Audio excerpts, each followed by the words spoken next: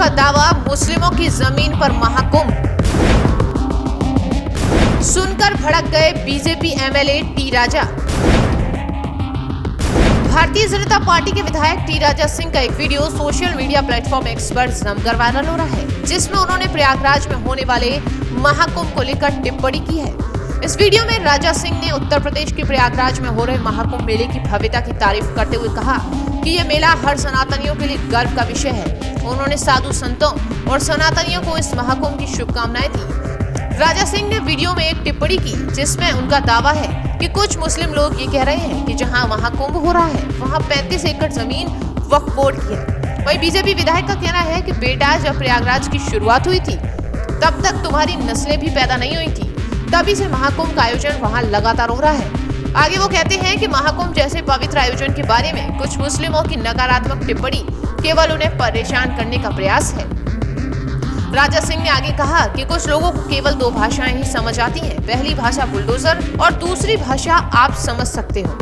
उन्होंने उत्तर प्रदेश के मुख्यमंत्री से अपील की है कि वो उन लोगों को बुलडोजर की भाषा में जवाब दें जो महाकुंभ और बाकी धार्मिक आयोजनों पर विवाद खड़ा करते हैं। राजा सिंह का ये बयान विवादों में घिर गया है। बता दें कि राजा सिंह ने कहा कि महाकुंभ का इतिहास हजारों साल पुराना है और ये आयोजन जब से शुरू हुआ था तब तक मुस्लिम समुदाय के लोग इस धरती पर मौजूद भी नहीं थे। आगे वो कहते हैं कि यदि यह ऐतिहासिक आयोजन एक बार फिर से विवादों का शिकार होता है तो भविष्य में ऐसी और घटनाओं का सामना करना पड़ेगा। इस बयान से बीजेपी विधायक ने धार्मिक इतिहास पर जोर दिया और इस मुद्दे को राजनीतिक और धार्मिक दृष्टिकोण से देखने की बात भी कही गई। आगे क्या कुछ कहते हुए नजर आए टी राजा, सुनिएगा।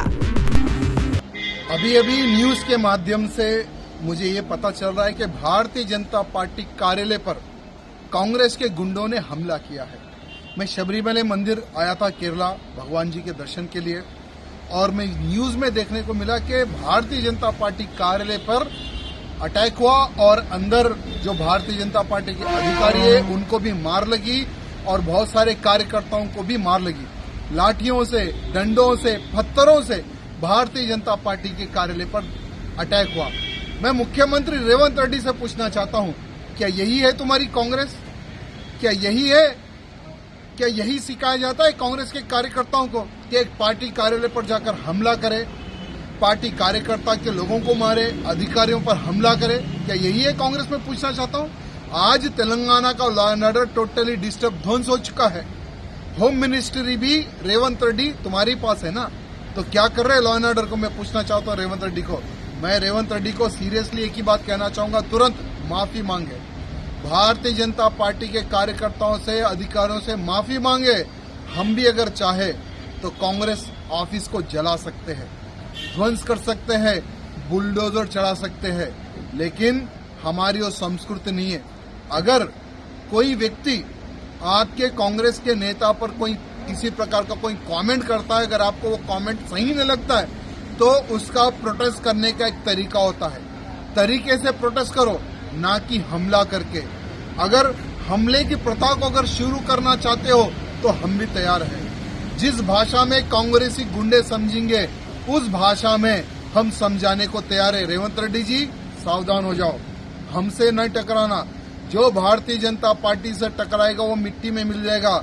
यह बात रेवंत रेड्डी को समझने की आवश्यकता है। तुरंत मैं डीजीपी से निवेदन करना चाहता हूं, जिन जिन लोगों ने भारतीय जनता पार्टी कार्यालय पर हमला किया है सभी लोगों को अरेस्ट किया जाए और रेवंत रेड्डी जी तुरंत माफी मांगे, नहीं तो इसका अंजाम बहुत बुरा होगा।